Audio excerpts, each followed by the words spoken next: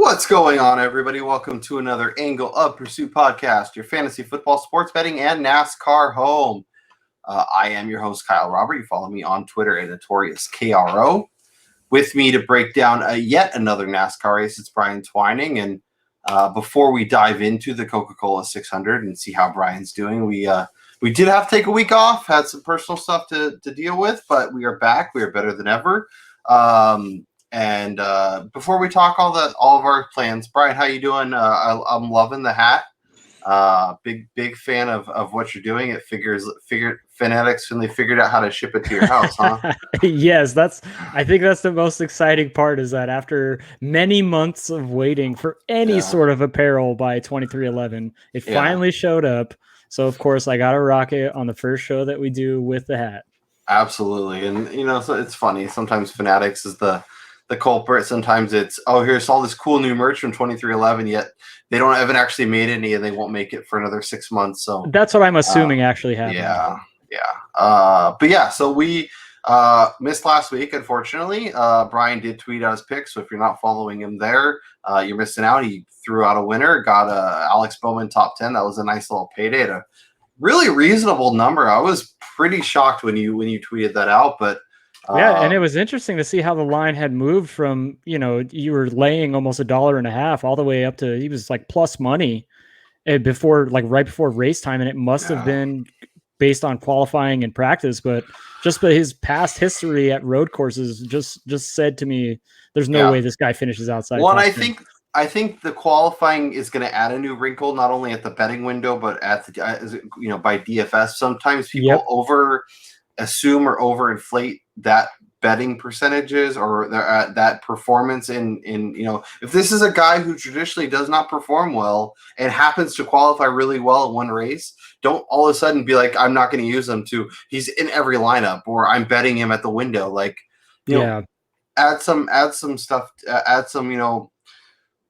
the current performance is great, but you also want to factor in historical stuff and kind of stuff that Brian and I have done every week of this pod. So so our plan as of now is we're gonna do our show today. We're gonna talk some betting. We're gonna talk drivers we like, and then qualifying for us will be Saturday morning around 8:00. So hit the subscribe, turn on the bell notification. We might even mess around and go live for a live pod this weekend, but we'll definitely get our thoughts out once the grid's set. It'll either be Saturday, middle of the day, or maybe Sunday morning, depending on, or I guess Saturday later in the day, because Brian has to actually work at his real job. Or Sunday. I know. Don't let work get in the way of our shenanigans over here. I know. So we'll be going live and or at least getting something out to you guys either Saturday in the afternoon or in the evening. And if you would join us live, if we go live, let us know in the comments. Say, hey, I would be there. I'm down to come. And then we can answer your questions. We can have a nice little discussion. You guys can tell us the drivers we should be targeting and the ones we should avoid. If you have thoughts that are different than ours. But Brian, let's get into it. Yeah. And let's talk that initial look at that betting board. Very interesting. Kyle Larson tops it off with Truex right behind him. Very, very compact at the top. And then a nice middle chunk kind of in that 12 to 16 range. And then a nice little drop off again to that 30 plus. I guess initial leans, initial thoughts, anything jumping off the page saying that number doesn't seem right, or anything along those lines? I don't really think in terms of the overall winners, there's too many numbers that are kind of baffling to me. I mean, I will go back to the well here one more time with my boy William Byron. I know he just missed out on his 12th consecutive top 10, finishing 11th last weekend, but this is a dude, he's not been great at this track, but this is his hometown. And on top of that, he has been running as one of the best drivers in the series since the end of last season, looking at the playoffs and into the beginning of this year. So taking you're kind of needing to take his past results with a grain of salt in terms of how much better he's gotten in the Cup Series. So I think his number sitting at 16-1, along with Alex Bowman, who both of these guys have both ran inside the top 10, inside the top 5, consistently this season. Those are good numbers to attack at tracks like this. Yeah, I think that's a great point. I know his track record at this particular track isn't as good as this style of track, but Kevin Harvick at 11-1 is really compelling to me. I know the Circuit of America's race was incredibly frustrating and went really, really well. Obviously had an accident, finished 37th. But before that, he had a 6th, a 6th, a 2nd, and a 4th. There's Charlotte. There is, let me pull up my spreadsheet. Charlotte, Texas, and Atlanta all have a similar vibe, similar style. They're all places where Kevin Harvick has done really, really well. I know the last, his last 3 finishes, while they're not stellar, 10th, 5th, and 10th is fine. I'm very curious at that number if he is somebody that even if you don't want to go, to win outright, the 3-1 to win to get top 3, that could be somewhere I could get invested in Harvick. Yeah, I think the place to make money at this particular track this weekend is going to be those top 3s, top 5s, and even if you can get some plus money on top 10s, like a guy who I did a little research the last couple of days, Kurt Busch, for instance. He's ran really well at this track. As a matter of fact, over the last 10 races, he has the second best average finished inside 10th.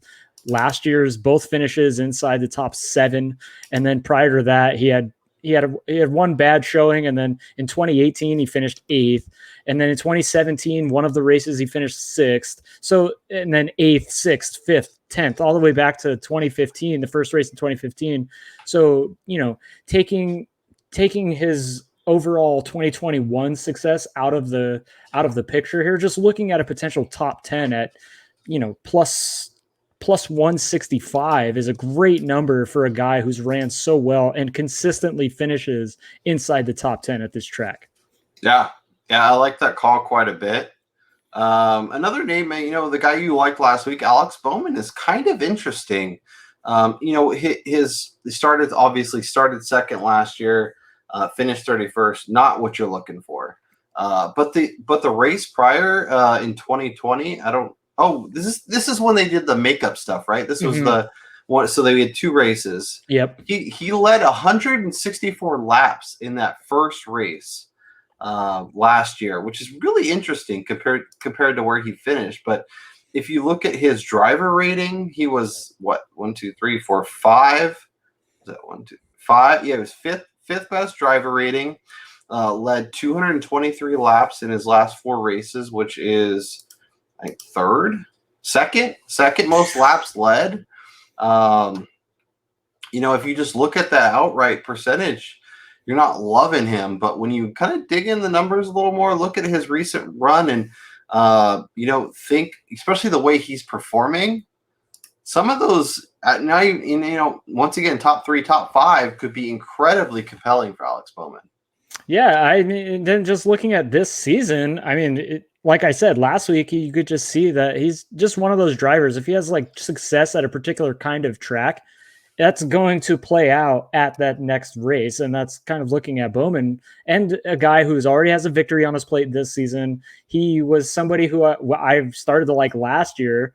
And so those are the numbers that I'm looking at going after rather than looking at those winners. It's hard to pick from the top of the board, especially hoping that they finish first out of a 40-car field, because you never know what's going to happen. So I really like those.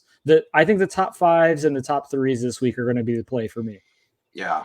I think that's a great way to build your bankroll. You can always take a couple shots on those outrights, but I think winning 3s, 5s, or even in the diving into the matchups, the head-to-head, the groups, that kind of stuff, you could find value there. If there's a driver you're like, oh man, this guy's really locked in and I don't need him to. He could finish 11th and still beat this other guy, and I win money. Yep. So definitely something to keep an eye on for sure. Trickling down the board, is there any other names on this board, or maybe beyond these names that you're looking at as a top 3, a top 5, a top 10? I think the guy who's like right down there next to Kurt Busch, Tyler Reddick, is really intriguing to me for a top 10 placement at this track, sitting there at, let's see here, what do we got with Tyler Reddick? Plus 135 plus 135. Yeah, he's got an 8th and a 14th here last season, so he has success at this track before. He's been running really well this season, just in terms of how much better he's gotten over the last 2 years on the Cup Series in general. I mean, we're looking at a guy 2 consecutive top 10s and 4 of his last 5 inside the top 10, and 5 consecutive races 12th or better. So, I mean, kind of in that same field as how I was riding the heat wave of William Byron, Tyler Reddick is right there in the same kind of boat in terms of how successful he's been over the last handful of races. And I'm going to continue to ride that at that plus number inside the top 10. Yeah. Yeah. I like that call.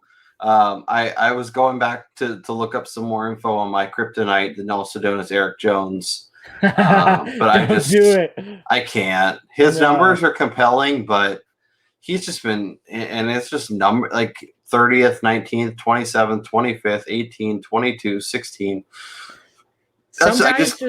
Some guys are immune to avoiding like traffic and or accidents, and they're mixing. And he's the exact opposite. He's like a magnet, just goes straight into other cars. Yes. Chase Elliott, also compelling, incredibly gifted, running really, really, really well. I think for me, I think my favorite this weekend, if I was looking at like an overall winner for this race, this is going to sound absolutely disgusting, as he's one of my kryptonites, and that's got to be Kyle Busch. Going back to driveraverages.com, looking at like similar tracks, he's finished outside the top 10 at they deem them intermediate tracks. He's only done that once over the last 10 races, and that was an 11th place finish at Kansas last year during the summer. And then going even like further than that, he's got 9 straight top 10s in these similar races. 6 of his last 7 have been top 5 with 2 wins mixed in there. And then he has a top 5 in 4 of the last 6 races at Charlotte alone. So, I mean, having the 3rd best odds, that's kind of where I look at the value to avoid the favorite, So I think him sitting at plus 190 or plus 195 for a top 3 is probably going to be a play I have a lot of. Yeah. I think logging in, betting the Busch brothers, and logging out might be the move this week. That like honestly, like their track record is pristine. Their values among where they are kind of living on the betting board is incredibly compelling, and I think this could be the Bushy McBush race 2.0, where we just back the bushes and log out. Yep. Okay. I mean that. Have you dove into any of the head-to-heads or groups? I know you like to go over to our friends over at Bovada. They always have some nice odds for us. But pulling up William Hill to see if they have any interesting matchups. They always have that. But is there anybody or any odds or any matchups you're looking at there?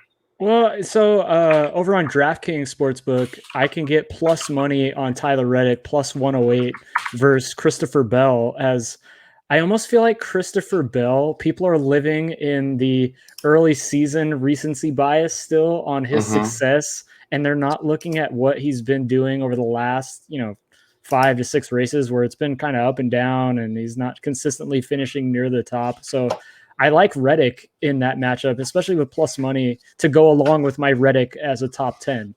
Yep. I like that. And actually our friends over at William Hill are giving a nice little odds boost on Tyler Reddick at 45-1. So that could be interesting. And then if you're a Joey Logano fan, 12. Yeah, nobody is, but 12-1, a nice little boost. Although he's 14-1 at DK, so I don't really think that's very much of a boost. But it could be interesting. Oh, how do you feel about this? William Byron versus Alex Bowman. Alex Bowman at plus 100. They keep doing that to me. I can't bet that because I will always like personally side with William Byron, but yeah, I like both of them equally like on the track. So Kurt Busch at minus 110 against Austin Dillon is very, very enticing. I do like that number. Man, Kevin Harvick at plus money versus Ryan Blaney. I know Blaney has a tremendous track record and runs really well at these style of tracks, but that is interesting. I really want to get in the mind of these sportsbook directors that are setting these, because they're very compelling. So I guess they're in theory getting really good money on both sides. But it really feels like they're setting these up so they're so compelling and they're really tough, and then you're not actually wanting to go bet them. It's not like you see a really good edge and you can go take advantage of it. So I don't know how to feel about that. Well, okay, here's a curious one right here. So I'm looking at the group finishes, and I find that you can find some good values here. For instance, Bubba Wallace is in the same group as your boy Eric Jones, Ryan Preece, and Corey LaJoie. And Bubba Wallace's best finish at this particular track is 16th in 2018, and then it's been 25, 38, 37. So he immediately gets eliminated from that group. And then for me, I would be searching out who has been running the best out of those guys. And unfortunately, it's placing your chips into the Eric Jones boat. Is it? I mean, he has the he has the least variance in terms of where he's in the low teens on average. Yeah. So as long as he just doesn't crash or finish exactly 30th, you're fine. Yeah, and then my boy Ryan Preece, who I continuously use in DK because he's always super cheap.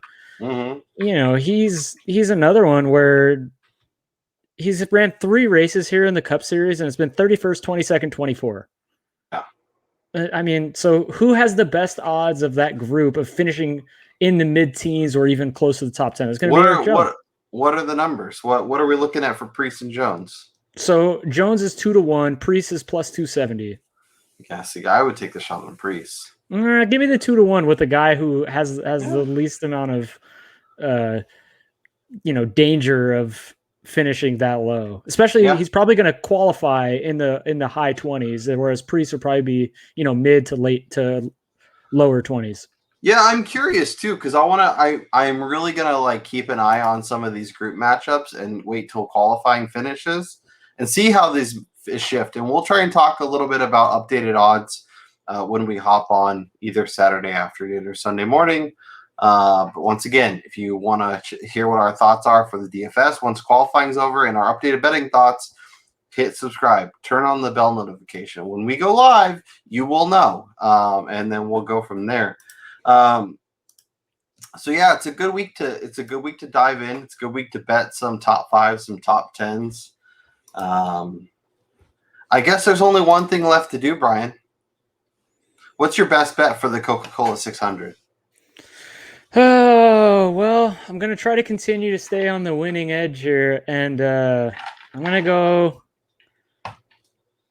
ride the like I was talking earlier, I'm going to ride the heat wave with Tyler Reddick, and he's going to top 10 plus 135. It's a little safe, but getting that plus money, I think, is a great number for any driver inside a top 10 at a track where he has success. I like it. I think that makes a ton of sense. I was going to go top 3, but I'm going to go top 5 because I want to give myself a little extra wiggle room. It's still plus money. It's plus 125 instead of plus 275. I like both. But Ryan Blaney, top 5. I think he's running really well. is having some decent, like his last 2 races at this track, finished 3rd in both of them. I think he's trending in the right direction. I think he is getting comfortable in his car. And I think he is set to have another strong performance here in Charlotte. So I will take the plus 170, plus 125 on Ryan Blaney to top 5. And I also will look at those top 3s and and outrights before I bet. And then, yeah, so if you are enjoying the show, if you want to know when we're going to go live, make sure you subscribe, turn on bell notifications. Let us know down in the comments who you think is going to win this week, or your favorite bet for the Coca-Cola 600. And enjoy qualifying. Enjoy the race if we don't talk to you between then and now. For Brian Twining, I'm Kyle Robert, and we'll talk to y'all next time.